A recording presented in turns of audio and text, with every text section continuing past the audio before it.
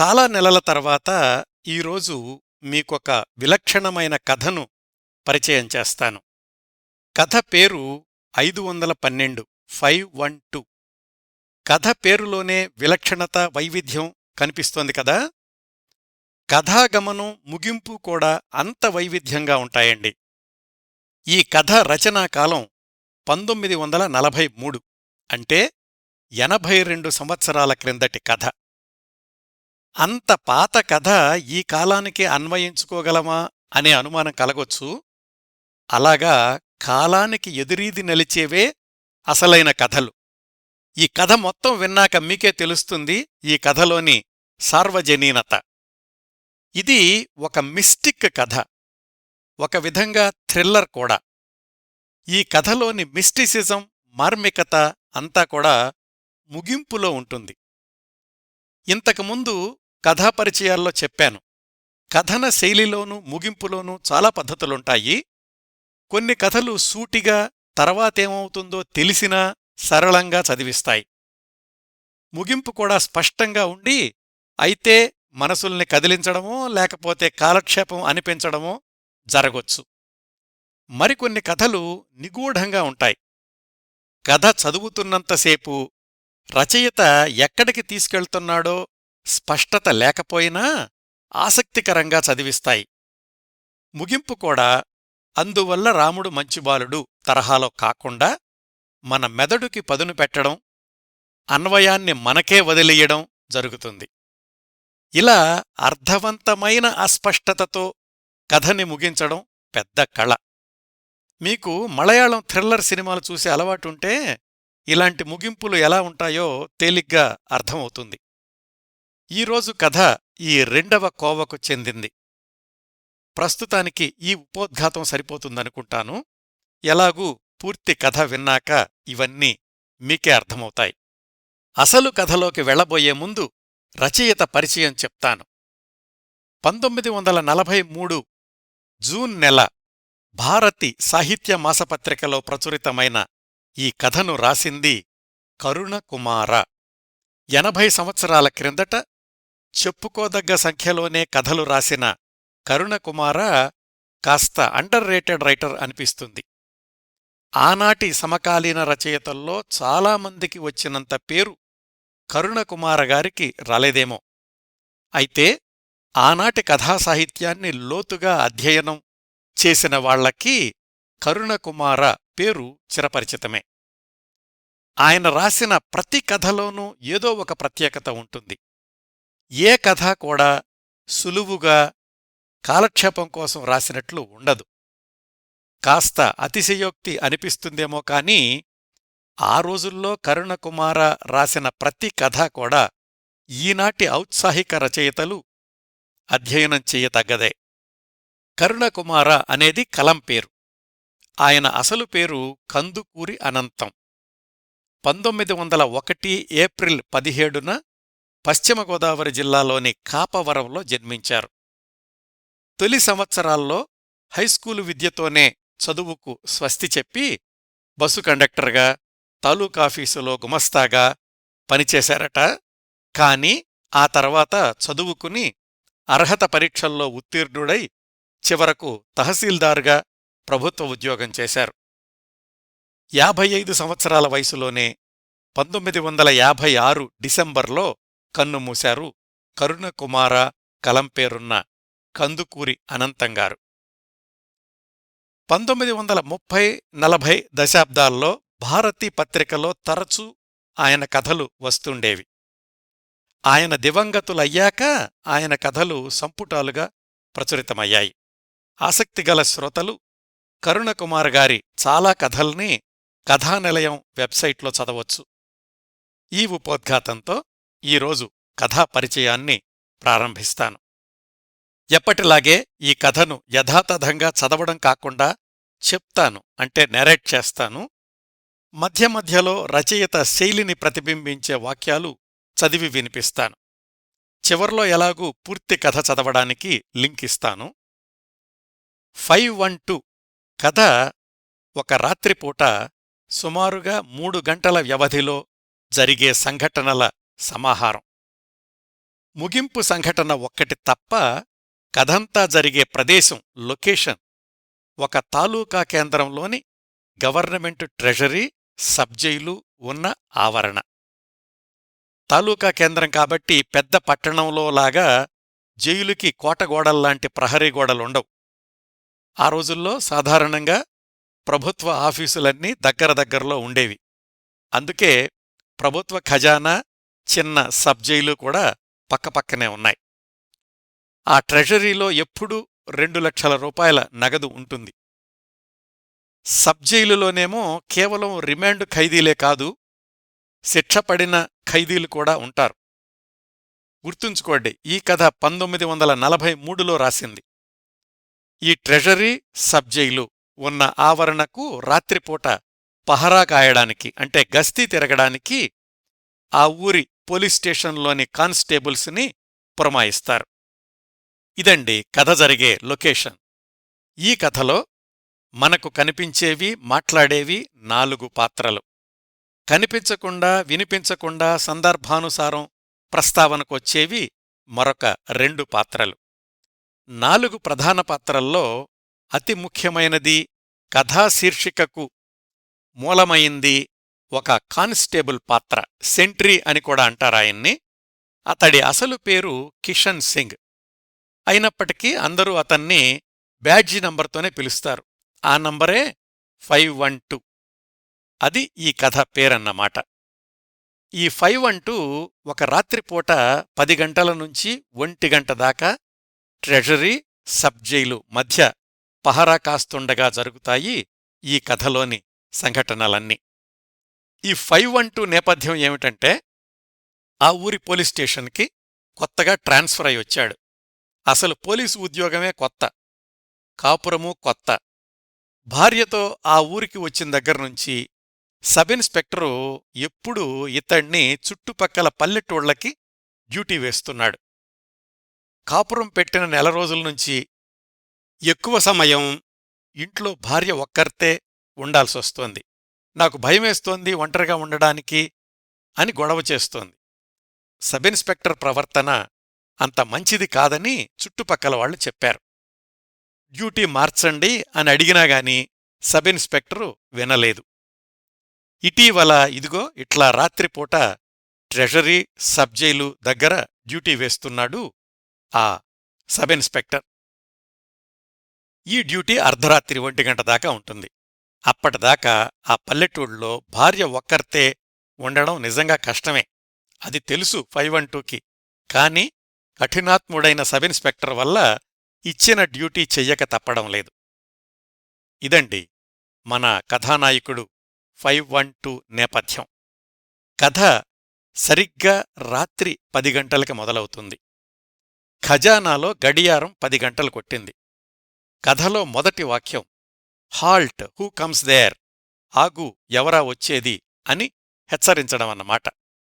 రాత్రిపూట ఖజానా చుట్టుపక్కల, జైలు పరిసర ప్రాంతాల్లోనూ గస్తీ తిరుగుతూ ఎక్కడైనా చప్పుడైనా, ఎవరైనా అటు తిరుగుతున్నట్లు అనిపించినా హాల్ట్, హూ కమ్స్ దేర్ అని కేకలేస్తుంటారు పహరా తిరిగేవాళ్లు.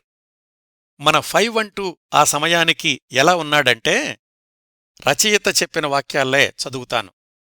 ఖాకీ యూనిఫాం, నెత్తిన 512 నంబరు ఎర్రటోపీ, నడుముకు సరికొత్త తోలు బెల్టు, బెల్టుకు తగిలించిన 3 జానల పొడుగు లాఠీ, కుడి భుజం మీద బాయినెట్టు తగిలించి లోడు చేసిన ఒంటినల్లి కేపు తుపాకీ, రైట్ లెఫ్ట్ అడుగులు కొలుచుకుంటూ మిసమిసలాడే త్రాచుపాము చురుకుదనంతో సబ్జైలుకు, సర్కారు ఖజానాకు పారాయిస్తున్నాడు 512. ఇదండి రచయిత చెప్పిన 512 వర్ణన. అలా గస్తీ తిరుగుతూ 512 అనుకుంటున్నాడు, భార్య ఇంటి దగ్గర ఒక్కతే ఉంటోంది. తను ఇంటి వద్ద లేను అని తెలిసి ఎవరైనా ఇంటికెళ్ళి ఆమె మీద దౌర్జన్యం చేస్తే, అమ్మో, అసలు సబ్ ఇన్స్పెక్టరే మంచివాడు కాదంటున్నారు. ఈ ప్రభుత్వం అలా ఒంటరిగా ఉండే ఇల్లాళ్లకు తుపాకులిచ్చే సౌకర్యం కలిగిస్తే ఎంత బాగుంటుంది. ఇలా పరిపరి విధాల ఆలోచిస్తున్నాడు 512. చీకట్లో చిన్న గాలికి ఏ చెట్టుకొమ్మ కదిలినా హాల్ట్, హూ కమ్స్ దేర్ అంటున్నాడు. బహుశా తన కేక ఇంటిదాకా వినిపిస్తుందా? ఇంతలో 512 ఆలోచనల్ని భగ్నం చేస్తూ సబ్జైలులో ఒక సెల్లో ఉన్న ఖైదీ అంతవరకు తీస్తున్న కూని రాగాలు ఆపి 512ని చూసి బిగ్గరగా నవ్వడం మొదలెట్టాడు. ఇనప చువ్వల వెనకనుంచి ఎవరో కొత్త బిచ్చగాడిలా ఉన్నావే అన్నాడు ఖైదీ. తను డ్యూటీకి కొత్త అని ఎలా తెలిసిందా అని ఆశ్చర్యపోతూ 512 నోర్ముస్కో అని గర్జించాడు కటకటాల వెనకనున్న ఖైదీని. ఇంతవరకు 2 క్యారెక్టర్స్ వచ్చాయండి, కానిస్టేబుల్ 512, కటకటాల వెనకనున్న ఖైదీ. ఇప్పుడు 3వ పాత్ర మొదలవుతుంది. అతడు సబ్జైలు హాల్లో లాంతరు నీడలో పడుకున్న వార్డర్. వీళ్ల కేకలు విని ఆ వార్డర్ లేచి చుట్ట అంటించుకున్నాడు. 512 అనుకుంటున్నాడు, ప్రభుత్వ ఖజానా సబ్జైలు రెండూ ఇప్పుడు తన అధీనంలో ఉన్నాయి. వాటి పూర్తి రక్షణా బాధ్యత తనదే. ఇంత పవర్ఫుల్ అధికారంలో ఉన్న తనని చూసి అంత చులకనగా మాట్లాడుతున్నాడు. ఇలా ఆలోచనల్లో ఉండగా దూరంగా చెట్ల గుబురులో ఏదో అలజడి విని తుపాకీ గురిపెట్టి హాల్ట్, హూ కమ్స్ దేర్ అని గద్దించాడు. ఒక కుక్క అటు పరిగెత్తింది. కాల్చకుండా చూస్తావేందయ్యా అని కటకటాల్లోని ఖైదీ 512ని రెచ్చగొట్టాడు. నేను జైలుకొచ్చి 2 నెలలయింది, నిన్నెప్పుడూ చూడలేదు, ఇప్పుడే కొత్తగా వచ్చావా? ప్రతిదానికి తుపాకీ ఎక్కుపెడుతున్నావు, నువ్వు ఈ ఉద్యోగానికి సరికాదేమో అన్నాడు ఖైదీ. ఎక్కువగా మాట్లాడితే నిన్ను కాల్చేస్తా అని. ఎవడు వీడు అని వార్డర్ని అడిగాడు 512. ఆ ఖైదీనే చెప్పాడు తన పేరు యానాది ఆదిగాడు అని. ఇతడు చేసిన నేరం ఏమిటి అని 512 వార్డర్ని అడుగుతుంటే కల్పించుకుని, నేరం విషయం నేనే చెప్తానుగాని నీకు పెళ్ళయిందా అంటూ మొదలుపెట్టి, కొత్తగా సంసారానికొచ్చిన భార్యను వదిలేసి ఇక్కడ డ్యూటీ చేస్తున్నావా అంటూ 512ని రెచ్చగొట్టాడు. పైగా ఇంకో మాట కూడా అన్నాడు. అదే యానాదివాడై యానాది కులంలో పుట్టిన మొగాడైతే ఉద్యోగాలు కాదు, ఊళ్ళేలటాలు కాదు, మిన్ను విరిగి మీదపడ్డా కట్టుకున్న ఆడదాన్ని ఇడిసి ఉండగలడయ్యా వర్రయ్యా అన్నాడు ఆదిగాడు. ఒరేయ్, నువ్విలా జైల్లో ఉండి కూడా గలాటా చేస్తున్నావు, నా చేతులు తుపాకీ చూశావా అని 512 యానాది ఆదిని అదిలిస్తూ ఉండగా దూరాన్నుంచి ఒక పాట గాలిలో తేలుతూ వచ్చింది. రావోకు రావోకురా చందూరుడా, రావోకు రావోకురా చందమామ అంటూ. ఇక్కడ రచయిత రాసిన దృశ్యాన్ని ఊహించుకుంటే దీన్ని మిస్టిక్ స్టోరీ ఎందుకన్నానో అర్థమవుతుందండి. ఆ పాట పాడేవాళ్లు ఇటువైపు వస్తున్నారేమో అని హాల్ట్, హూ కమ్స్ దేర్ అని కేకేశాడు 512. వార్డరు తనకిదంతా మామూలే అన్నట్లుగా చుట్ట పొగ పీల్చి వదిలాడు. కటకటాల వెనకనున్న ఆదిగాడు దూరంగా వినిపిస్తున్న పాటకి పెద్దగా తాళం వెయ్యడం మొదలుపెట్టాడు. ఆ పాటని కటకటాల్లో నుంచి లోపలికి ఆహ్వానిస్తున్నాడేమో అనిపిస్తోంది. ఆ పాట ఇంకా దగ్గరవుతోంది. రావోకు రావోకు రాహువు పొంచున్నాడు త్రోవలోన, ఆకొక్కటైనాను అల్లాడకున్నాది, మబ్బుల్లపైనేమో మాయగప్పేసింది రావోకురా అని చీకట్లోనుంచి ఆ పాట ఇంకా వస్తూనే ఉంది. వార్డరు అందుకోరా ఆదిగా అన్నాడు. ఆది దగ్గరవుతున్న ఆ పాటలో తన పాట కూడా కలిపాడు. తెల్లన్ని నీకాంతి నల్లనయ్యేనురా, చల్లన్ని నీమోము సన్నగిల్లేనురా రాబోకురా అని. 512కి ఏమీ అర్థం కావటం లేదు. అక్కడెక్కడ్నుంచో పాటొస్తోంది, ఆది ఇక్కడ పాట పాడుతున్నాడు, ఇతడు పాడే పాటేమో ఆ పాటకి కొనసాగింపుగా ఉన్నట్లుంది. అంతా గందరగోళంగా ఉంది. హాల్ట్, హూ కమ్స్ దేర్ అనాలో లేదో కూడా తెలియడం లేదు. ఇక్కడ్నుంచి కథలోని వాక్యాలు కొన్ని యథాతథంగా చదువుతానండి. ఆదిగాడు అందుకొని పాటలో పాట కలిపాడు. పరమరాకాశిరా అని చీకట్లో పలికే పలుకుని పరమరాకాశిరా అని జైలు కమ్ముల్లో ప్రతిధ్వనిస్తున్నట్లుగా ఉంది. మిత్తిలా నినుబట్టి మింగబోయేనురా రాబోకురా రాబోకురా రాబోకురా అని ఏ కంఠం ఎక్కడ్నుంచి పలుకుతున్నదో భేదం తెలియకుండా బయట చీకట్లోనూ లోపల జైల్లోనూ ఒకే పాట బయల్దేరి ఆకాశమంతా ఆవరించింది. అంతా అయోమయంగా ఉంది 512కి. పోలీసాయనా పలకరించాడు ఆదిగాడు. ఆదిగాడు అంత పాట కూడా మరి ఆ చీకట్లో పాడే మనిషెవరు? ఎవరో స్త్రీ కంఠంలా ఉన్నదే. అర్ధరాత్రి సమయంలో ఆడమనిషి ఒంటరిగా జైలు దగ్గరికి ఎందుకు వస్తున్నట్లు? సరిగ్గా ఆ మనిషి పాడిన పాటే ఇక్కడ వీడుకూడా పాడుతున్నాడే. 512కి ఆశ్చర్యమైపోతోంది. తీసుకో, తుపాకీ తీసుకో అన్నాడు ఆదిగాడు. 512కి ఆదిగాడంటే 5 నిమిషాలకు పూర్వం ఉండిన అభిప్రాయం ఇప్పుడు ఎక్కడికో పారిపోయినట్లనిపించింది. కాని తుపాకీ తీసుకోమంటాడేమిటి? చెట్ల సందున మెదిలే మనిషి సవ్వడి గమనించలేకపోతున్నాడు 512. చూస్తావేందయ్యా పోలీసైనా, దగ్గరకొచ్చేసింది రాకాసి, పరమరాకాసిరా పరమరాకాసిరా అని పాడుతూ కొట్టు కొట్టు అని గలాభా చేస్తున్నాడు. చుట్ట పారేసి మంచినీళ్లు పుక్కిలించాడు వార్డరు ఇవేవీ పట్టించుకోనట్లుగా.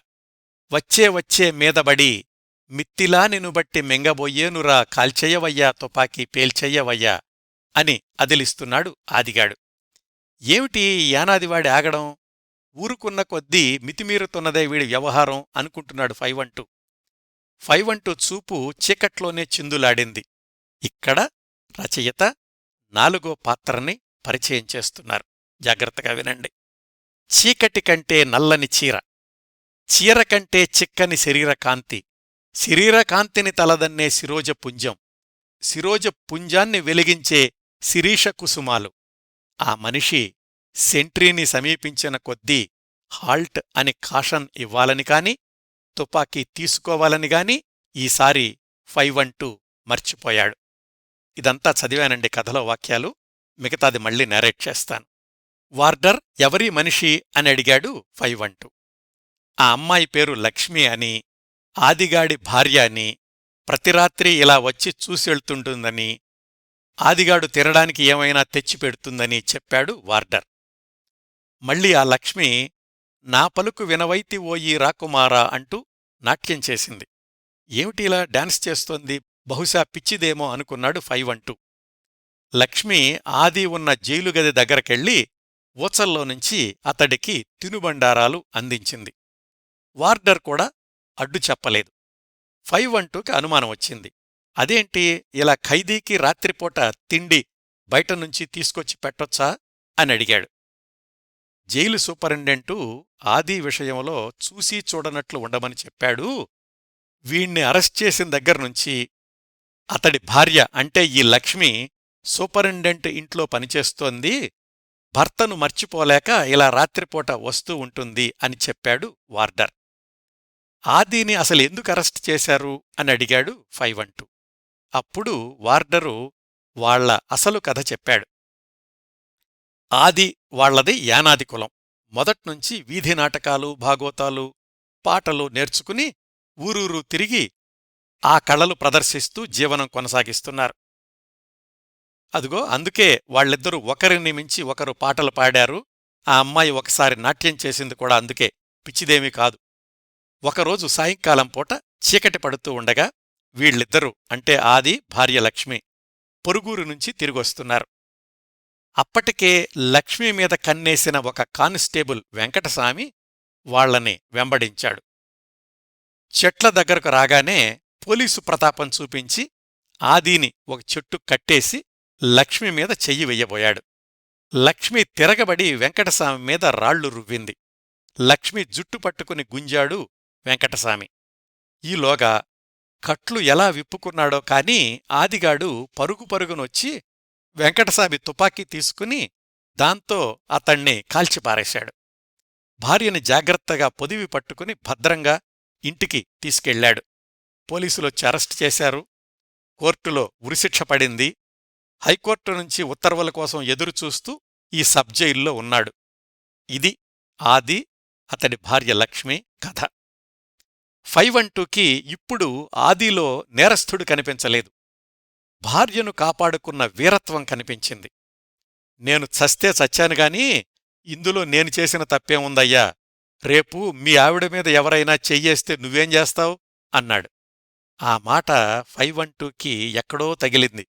ఇంటి దగ్గర ఒంటరిగా ఉన్న భార్య, దుర్మార్గుడని పేరు తెచ్చుకున్న సబిన్స్పెక్టరు మార్చి మార్చి గుర్తొస్తున్నారు.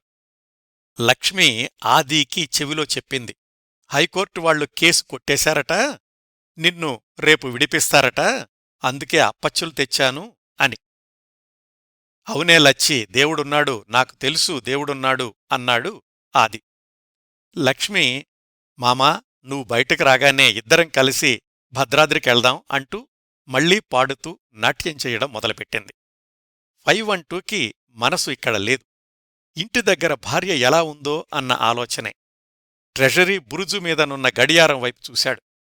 నిమిషాల ముల్లువైపు తదేకంగా చూస్తున్నాడు. ఠంగున 1 కొట్టింది. తరువాత వచ్చే సెంట్రీకి డ్యూటీ అప్పగించి ఒక్క క్షణం కూడా ఆలస్యం చెయ్యకుండా తను ఇంటికి బయలుదేరాడు. ఇప్పుడు ఆదిగాడు తన దృష్టిలో తనకేదో తారకమంత్రం ఉపదేశించిన మహాయోధుడిలాగా కనిపిస్తున్నాడు. భుజంమీద తుపాకీ పెట్టుకుని హడావిడిగా ఇంటివైపు నడుస్తున్నాడు 512. సబిన్స్పెక్టరే కాదు, తను లేనప్పుడు తనింటికి ఎవడొచ్చినా సరే తుపాకీతో కాల్చి పారేస్తాడంతే. పెద్ద పెద్ద అంగలు వేసుకుంటూ ఇంటిని సమీపించాడు. మసక వెలుతురుగా ఉంది. ఇల్లు దగ్గరకు రాగానే వరండాలో ఎవరో మనిషి నిల్చుని కనిపించాడు. మనిషి స్పష్టంగా తెలియడం లేదు. ఎవరది అని గద్దించాడు 512. కథ ముగింపుకొచ్చిందండి. ఇంకొక్క 5-6 వాక్యాలు మాత్రమే ఉన్నాయి. ఈ వాక్యాల్ని రచయిత అద్భుతంగా మార్మికంగా రాశాడు అనేకంటే చెక్కాడు అనుకోవచ్చు. వాటివల్లే ఈ కథ ముగింపు మిస్టిక్ అని, థ్రిల్లర్ అని అన్నాను. ఆ వాక్యాలు ఒక్కొక్కటే చదువుతాను. ఎవరది అని గద్దించాడు గదా 512. తర్వాతేం జరిగిందంటే, ఢామ్ ఢామ్ అని 2 తుపాకీ గుళ్ళు ఏకకాలంలో పేలినవి. ఏకకాలంలో అనేది అండర్లైన్ చేయాలండి. జాగ్రత్తగా గమనించండి. 2 తుపాకీ గుళ్ళు ఒకేసారి పేలాయి అంటే 512 తుపాకీ నుంచి ఒకటైతే రెండోది వివరంగా చెప్పరు రచయిత. అది మనకే వదిలేస్తారు. 2 తుపాకీ గుళ్ళు ఒకేసారి పేలడంతో ఏం జరిగిందంటే, తరువాతి వాక్యాలు.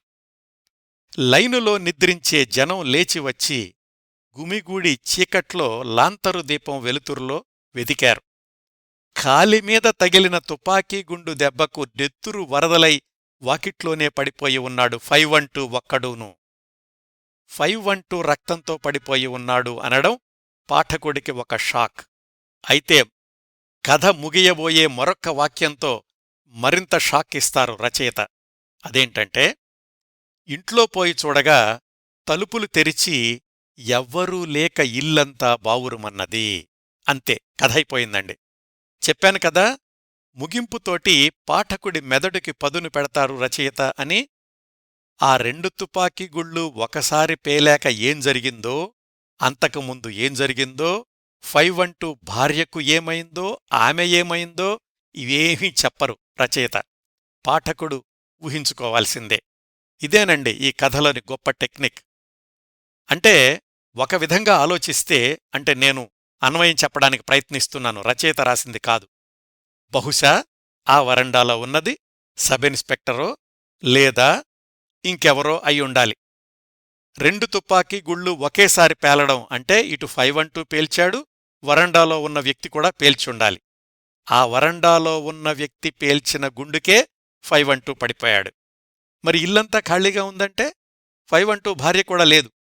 అంటే సబిన్స్పెక్టరో లేకపోతే ఇంకెవరో వాళ్ళు 512 భార్యను తీసుకెళ్ళిపోయారా, లేక ఆమె వెళ్ళిపోయిందా? ఎలాగైనా ఊహించుకోవచ్చు, ఎన్ని కోణాల్లోనైనా అన్వయించుకోవచ్చు. నేను చెప్పిన ఈ అన్వయాన్ని పక్కనబెట్టి మీరు ఒరిజినల్ కథ చదవండి. ఆ థ్రిల్ మీకు తెలుస్తుంది. ముగింపు తెలిసినప్పటికీ రచయిత కరుణకుమారగారు కథను నడిపిన విధానం, ముఖ్యంగా కెమెరా షాట్ డివిజన్ లాంటి వాక్యాలతో చీకట్లో నుంచి లక్ష్మి పాట పాడుకుంటూ రావడం, ఇవన్నీ మీరు కూడా చదివి ముగింపులోని థ్రిల్ ఫీలవ్వండి. మీ స్పందన, ముగింపు గురించి మీ ఊహలు యూట్యూబ్ కామెంట్స్లో రాయండి. ప్రతిభ ఉన్న బెంగాలీ దర్శకుడుగాని, మలయాళీ దర్శకుడుగాని ఈ కథను చక్కటి షార్ట్ ఫిల్మ్గా తీర్చిదిద్దవచ్చండి. శ్రోతలారా, ఈ ఎపిసోడ్ ఇంతటితో ముగిస్తానండి. ఈ కార్యక్రమాలను ఆదరించి అభిమానిస్తున్న శ్రోతలందరకు హృదయపూర్వకంగా ధన్యవాదాలు తెలియచేస్తున్నాను. మళ్లీ వారం మరొక మంచి కార్యక్రమంతో కలుసుకుందాం. అంతవరకు నవ్వుతూ ఉండండి. మీ నవ్వులు 10 మందికి పంచండి. ప్రస్తుతానికి మీ వద్ద సెలవు తీసుకుంటోంది సదా మీ ఆదరాభిమానాలను కోరుకునే మీ కిరణ్ ప్రభ.